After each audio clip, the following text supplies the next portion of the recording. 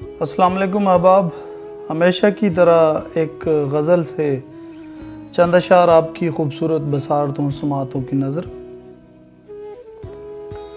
पकड़ के दिल में जो अपने मकीन बांधते हैं,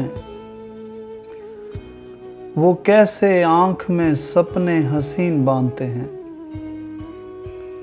जब इल्म हारने लगता है मुफलसी से तो हम किताबें छोड़ के पल्ले ज़मीन बांधते हैं।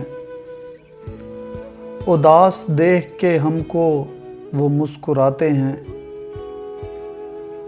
हंसी को तब ही दुखों के करीन बांधते हैं।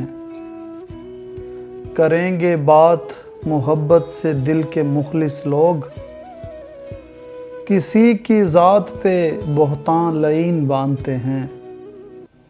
किसी के होंठों पे काशिफ न हमसे लिखा गया, बस अपनी आंखें बतौरे हज़ीन बांधते हैं।